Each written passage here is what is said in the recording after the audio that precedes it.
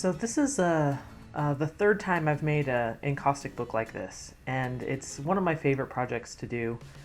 Um, I think it's because of the combination of encaustic painting, but also kind of bookbinding, mixed media. It's just a fun, functional result.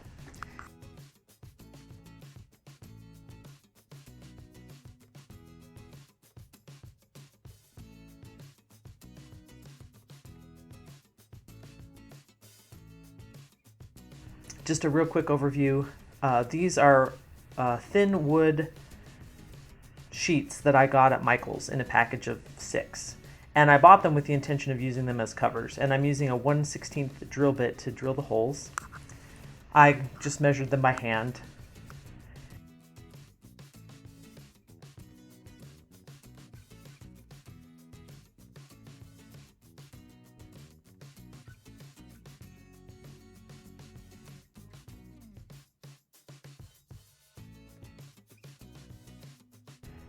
And now I had a 8x8 paper packet, and that's what I'm using for the paper in my book.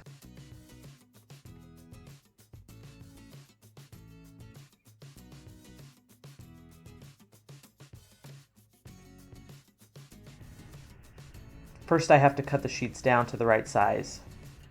I had to cut them on both sides, so it's quite a bit of paper that I'm cutting off.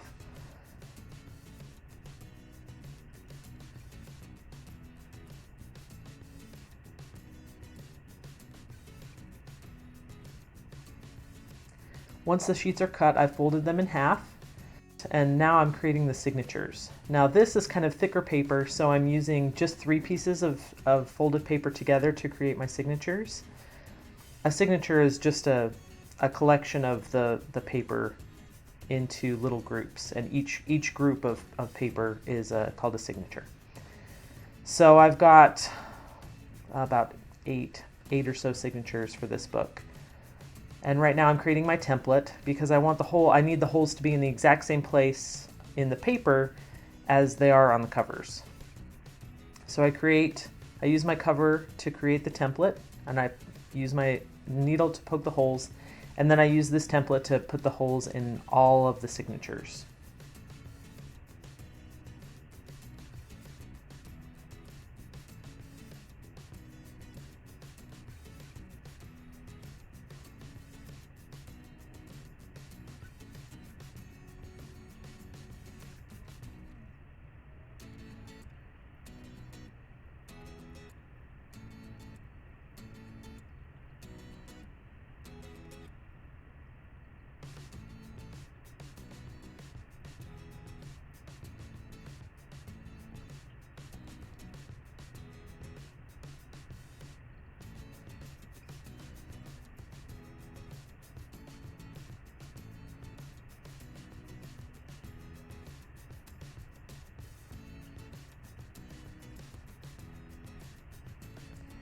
Now the stitch I'm using to bind my book is just a simple chain stitch, and I love it because it's very versatile. It doesn't matter how many holes you have in your cover. You could have 2 or 6 or 9. It doesn't matter. You use the same stitch, and it's really easy to create books of those different sizes using the same stitch. So to bind it to the cover, I've linked the tutorial that I use as a refresher, because there's so many steps to binding this correctly that I don't have that great of a memory, and so I always have to kind of refresh myself on all the steps to use. But I've linked the video tutorials that I've used in the video description. So if you're interested in a really, really well-made tutorial with all of the steps on all of the binding, look there.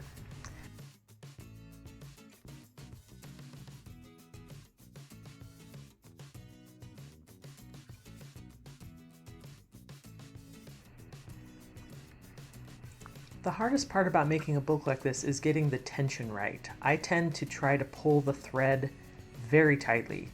And the last time I made a book like this with a wooden cover, I pulled the thread and I bound everything so tightly that the book won't even close. So for this one, I was really trying to get the tension right and to do it a little bit looser so that the book could just lay nicely like a book is supposed to.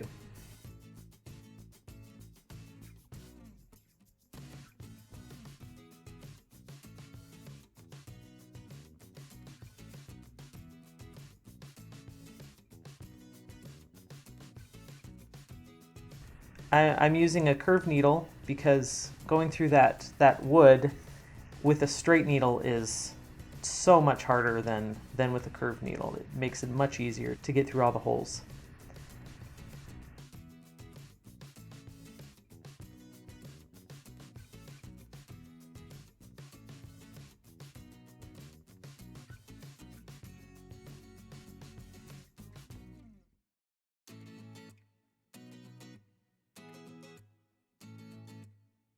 And another reason that I like it is because in these next steps where I'm actually painting my encaustic covers, the wax thread that I use for the bindings is actually easy to cover up with the wax. Once I've finished my painting, you can't even really see them. And that's another reason why I really like this stitch as well.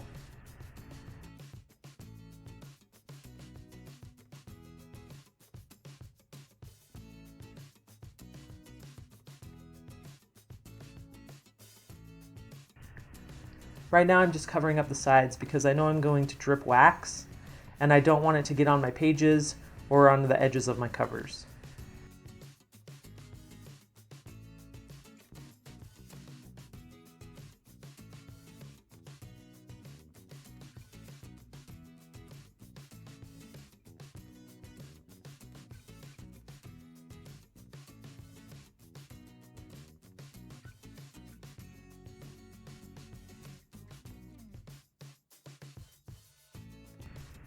I wanted to start with kind of a vintage look, so instead of using black encaustic medium, which would just cover everything and make it kind of a flat black, I wanted a little bit of the wood to show through the black. So I'm using oil pastels to kind of just color the cover.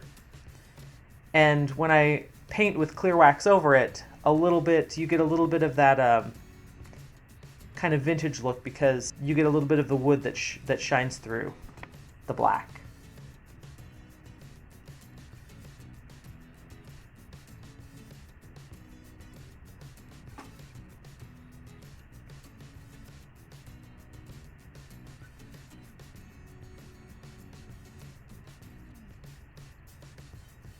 I thought about doing a collage on these covers because of the paper inside. I thought it would be appropriate, but I decided I was just going to do some different colored stamping, and using my text stamps I'm still kind of on a text and stamping kick because I just love this technique so much.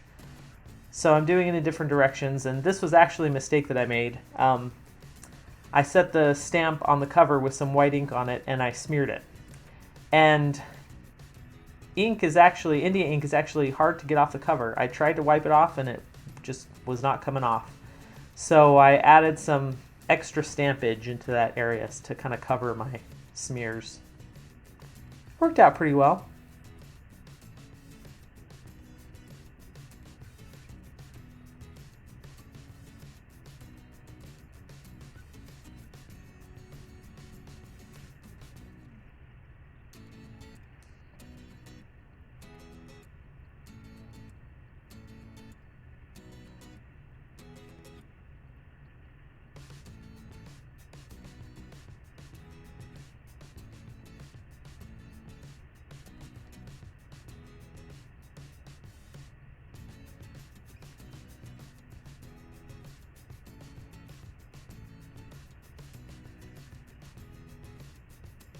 I found that I get a little bit better results with brushing the India ink on if I hold the stamp in place for a little bit and kind of allow the ink to settle on the surface.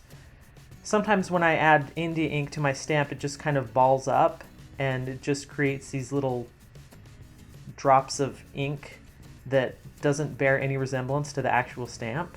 And so if I hold it on the surface, I seem to get a better impression of the letters and some of the words.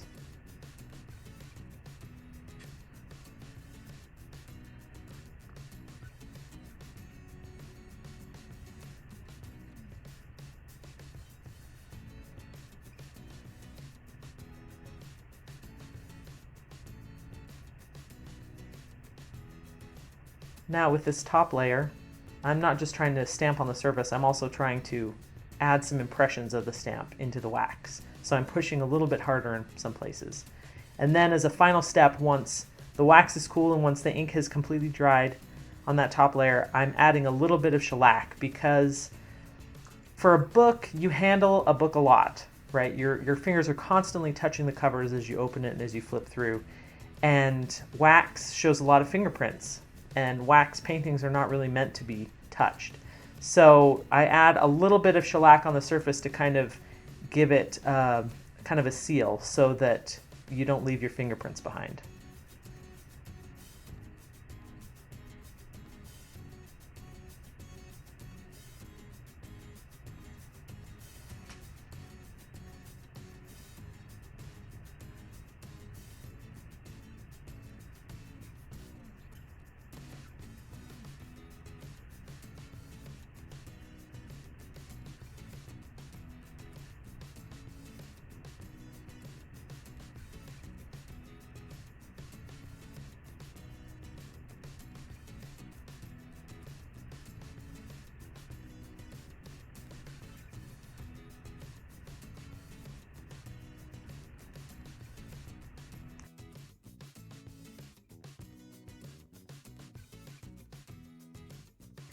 This one, I added some deep impressions of the stamp on the first layer.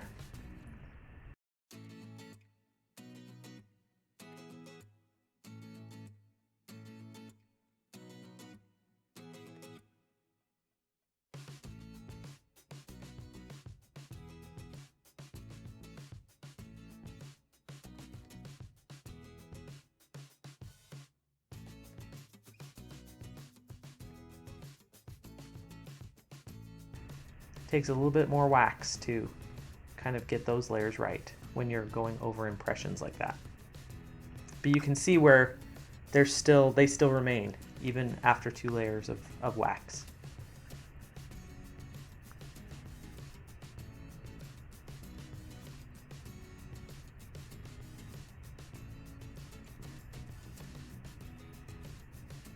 I thought about adding different types of text, like italic or cursive, because I have a lot of text stamps, but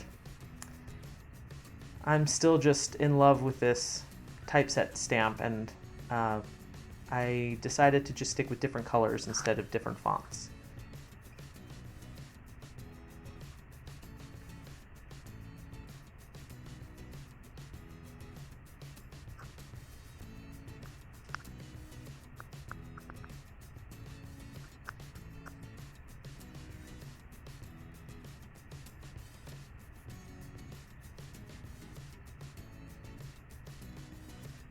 A few more impressions with some white. And this cover is pretty much done. Now just a final layer of shellac on that one side. And we're done. You see the shine, it really, that shellac really helps with the fingerprints. Makes it a finished product. Thank you so much for watching, guys. And again, put in your comments. I'd love to hear what you think of the video, if you'd be interested in learning more about how to do this, any questions you may have, and I'll see you in the next video. Thanks.